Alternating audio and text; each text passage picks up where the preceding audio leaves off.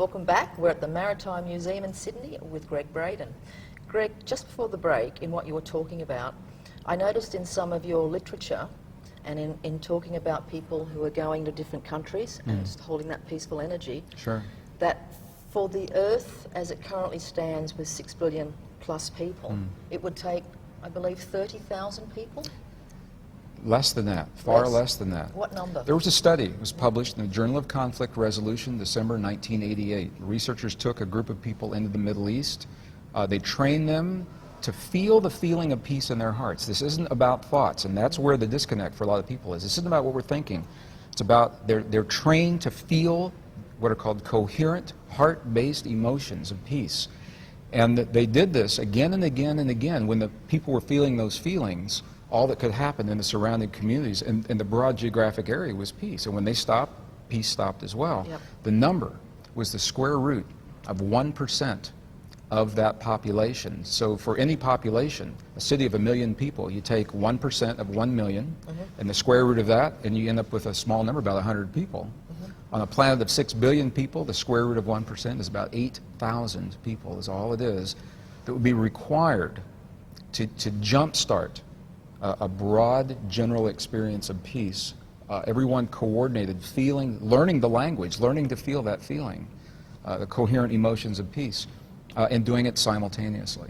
Now obviously the more people, the more accelerated the effect. I'm sorry. Oh, it's okay, because there's so many questions. Oh, there are. It's exciting. Well, it suddenly becomes relevant to everything in life. Absolutely. Yeah. Because it is that thing that we're not really told how powerful we are.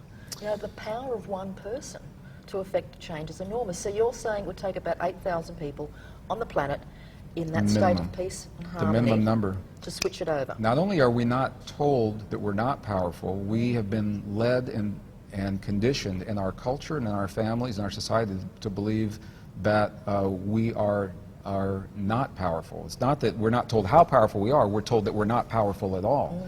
And that power lies somewhere else, that it lies with a church, or it lies with an organization, or it lies with a doctor, or it lies with a scientist, or someone who has knowledge and power that we do not have.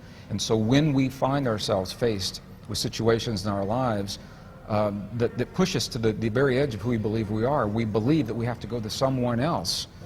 And I'm not saying it's right, wrong, good, or bad. I'm saying this is the evolution of where we find ourselves. And now, here we are globally faced with situations that those authority figures don't know how to solve. Scientists don't know what to do with the new viruses that are cropping up. Our medicine can't address them.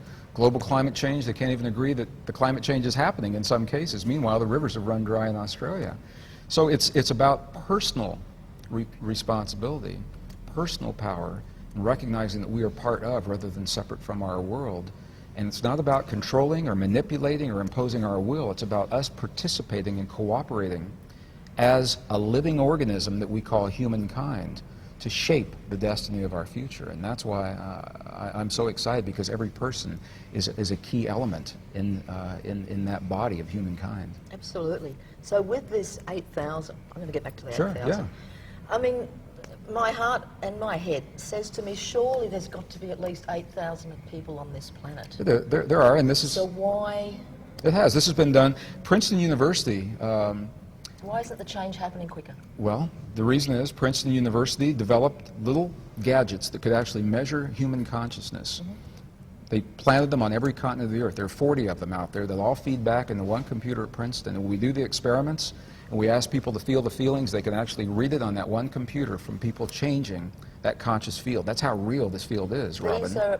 These are around the planet. It's happening right now. It's called the Global Consciousness Project, GCP, and people can Google it. They can go out and see it at Princeton. But here's what they found, and this is to answer your question. Out of curiosity, though, is there any in Australia? I believe there is one here, because it's on every continent. I don't know where it is, but they're on every continent.